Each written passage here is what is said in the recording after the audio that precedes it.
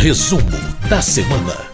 A semana na Câmara dos Deputados esteve forte nas comissões técnicas permanentes que realizaram vários debates sobre diversos temas diferentes. E quem vai falar sobre todos eles é a jornalista Ana Raquel Macedo, editora-chefe da Rádio Câmara. Olá, Ana, tudo bom? Tudo bom, Márcia Aquilissardi, como vai? Tudo certinho. Bom, uma semana relativamente movimentada na Câmara dos Deputados, com algumas audiências públicas, não é? Sobre temas como violência contra a mulher, recursos para a cultura, acidentes de trabalho e segurança nas eleições, não é isso, Ana? Exatamente, Márcio. A gente teve aí essas audiências públicas nessa semana na Câmara, e aí começo exatamente pela questão da violência, do combate à violência contra a mulher. A gente tem nesse ano, Márcio, os 16 anos da Lei Maria da Penha, e completados esses 16 anos justamente no mês de agosto, e por isso que agosto é o chamado Agosto Lilás, com várias campanhas, vários debates, inclusive aqui na Câmara dos Deputados, sobre medidas importantes na efetiva implementação da Lei Maria da Penha e também no combate em geral à violência contra a mulher. E o que foi debatido nessa audiência pública, que foi realizada pela Comissão de Defesa dos Direitos da Mulher e também pela Secretaria da Mulher da Câmara dos Deputados, é que ainda tem muita questão, tem muita atitude e ação a ser feita para ter um combate maior à violência contra a mulher. Márcio, a gente teve aí nessa audiência pública a lembrança, por exemplo, de que apenas há apenas 145 varas exclusivas para casos de violência contra a mulher contando que são 5.570 municípios e só 145 varas especializadas. Então, a importância de se ampliar na justiça as varas especializadas nas questões de violência contra a mulher.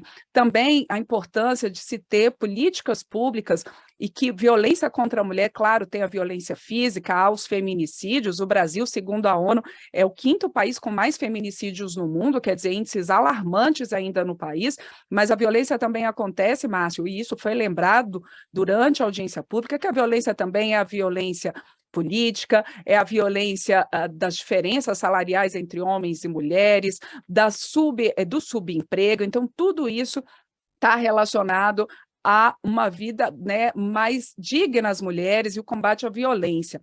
A outra questão colocada também durante essa audiência pública foi que você precisa ter um acolhimento nos mais diferentes órgãos, seja da justiça, seja de segurança pública, para que a mulher ela seja acolhida, ela seja bem recebida, ela se sinta segura e confortável para fazer essa denúncia. E aí, durante essa audiência, um dado também alarmante, que 70% das vítimas de feminicídio nos últimos tempos no país, 70% delas não tinham procurado ajuda ou não tinham entrado com medida protetiva. Então, aí daí a importância de você ter também um ambiente acolhedor para que essa vítima faça a denúncia e se sinta acolhida para fazer a denúncia.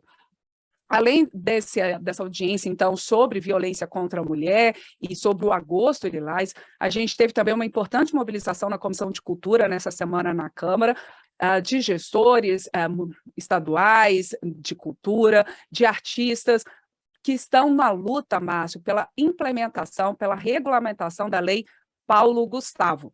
Lembrando aqui, o presidente Jair Bolsonaro havia vetado a Lei Paulo Gustavo de suporte ao setor cultural muito afetado pela pandemia de Covid-19. O Congresso decidiu derrubar esse veto e, portanto, já está valendo a Lei Paulo Gustavo, que destina ao setor cultural 3,86 bilhões de reais para suporte tanto ao setor audiovisual como outras atividades culturais.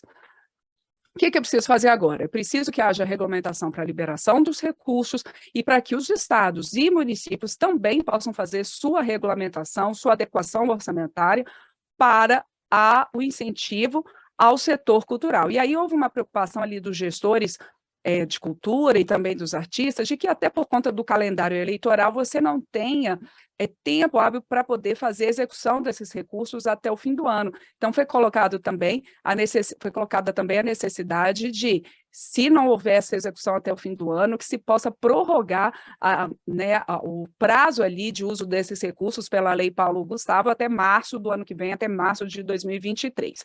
Então, há uma intensa mobilização do setor cultural para que agora, uma vez derrubado o veto, uma vez agora a lei tendo sido promulgada pelo Congresso e estando valendo, que ela seja regulamentada o mais rápido possível e os recursos possam efetivamente chegar ao setor cultural. E na Comissão de Direitos Humanos, Márcio, Direitos Humanos e Minorias da Câmara, a gente teve 2 audiências públicas importantes nessa semana também. A gente teve uma tratando dos acidentes de trabalho, e aí o presidente da Comissão de Direitos Humanos, o deputado Orlando Silva, do PCdoB de São Paulo, falou aí no aumento do número de acidentes de trabalho, citou ali dados também preocupantes, segundo ele, de que há um trabalhador lesionado a cada 40 minutos no país e que há uma morte por acidente de trabalho a cada 4 horas, então é importante também levar essa segurança para o ambiente de trabalho. Por fim, a Comissão de Direitos Humanos realizou um debate sobre a segurança nas eleições de 2022, a segurança dos trabalhadores da Justiça Eleitoral, Márcio, porque os trabalhadores da Justiça Eleitoral, que estão organizando nesse momento de intenso trabalho para que haja as eleições corretamente, para que tudo esteja certinho e pronto no dia 2 de outubro, no primeiro turno das eleições, e havendo o segundo turno lá no dia 30 de outubro, esses trabalhadores eles estão um pouco receosos por conta do tensionamento da polarização política. Então, eles estão pedindo e reforçando e pedindo a ajuda aqui da Comissão de Direitos Humanos da Câmara e dos parlamentares para reforçar a necessidade de segurança e de uma eleição tranquila no dia 2 de outubro. Esses trabalhadores da Justiça Eleitoral lembraram nessa audiência pública que não apenas os mesários ali no dia da eleição, não apenas os juízes eleitorais, mas os servidores da Justiça Eleitoral, tanto ali dos tribunais regionais eleitorais quanto do Tribunal Superior Eleitoral, precisam ter essa segurança garantida. E eles sugeriram, Márcio, que durante a eleição, ali alguns dias antes e durante o dia da eleição, haja uma restrição no uso de armas de fogo no país, inclusive para aqueles que têm autorização para o uso chamados CACs, que são os colecionadores, os atiradores esportivos, que nesse dia, então, haja suspensão, é uma proposta desses servidores e de uma coalizão por eleições mais tranquilas, para que haja, então, essa restrição no uso das armas e que também haja um trabalho junto às forças de segurança pública estaduais, também nessa garantia da segurança durante as eleições deste ano. Márcio. Perfeito, Ana Raquel. Bom, vamos continuar falando de eleições porque estudos levantaram que o número de candidatos à reeleição aqui na Câmara dos Deputados é recorde. Nunca se viu tantos deputados buscando um novo mandato aqui na Câmara, não é, Ana? Isso mesmo, Márcio, a gente tem nessas eleições buscando a reeleição agora em outubro. 389 são deputados e 59 deputadas. Em 2018, só para a gente ter uma ideia, esse número foi de 406 deputados que buscavam a reeleição, agora, portanto, 497. Os partidos, Márcio, que mais têm candidatos à reeleição aqui a uma vaga na Câmara dos Deputados são o PL, o PT, o PP, o PSD e o União Brasil.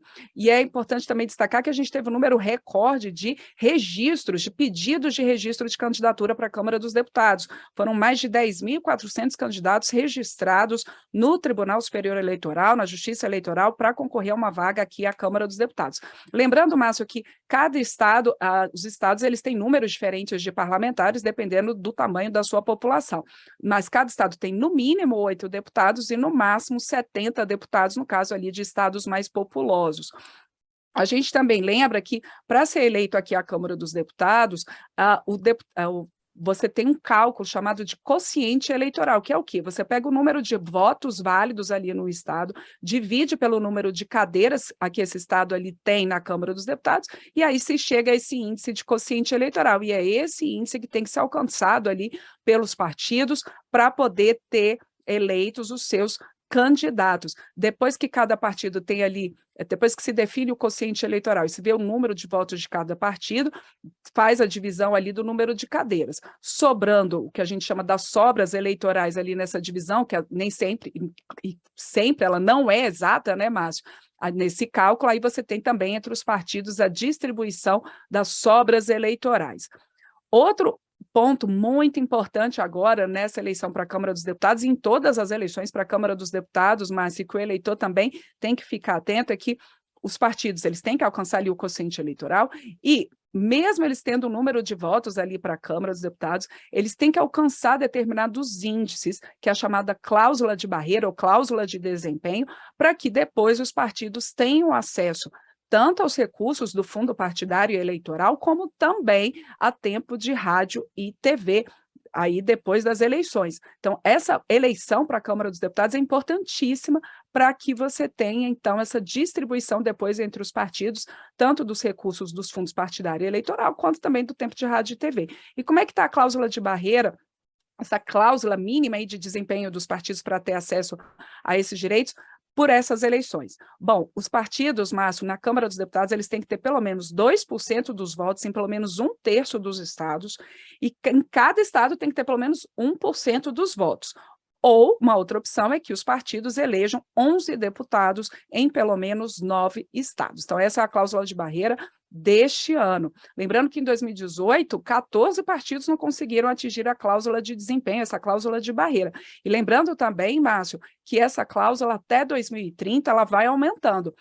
Quando chegar em 2030, que aí sim ela vai ser, segundo as regras eleitorais, a cláusula ali definitiva, como é que vai ficar? Em 2030, os partidos eles têm que ter 3% dos votos válidos em pelo menos 1/3 dos estados ali da federação, com 2% dos votos em cada estado, ou o partido tem que eleger 15 deputados. Mas isso, né, Márcio, como eu disse, só em 2030. Por enquanto, 2022, são 2% dos votos em 1/3 dos estados da federação, com pelo menos 1% dos votos em cada estado, ou eleger 11 deputados em pelo menos 9 estados.